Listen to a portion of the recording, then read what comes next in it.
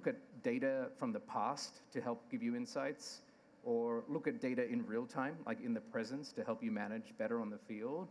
Or maybe there's a way of also looking at managing better in the future, so predicting the future of your wash based on data.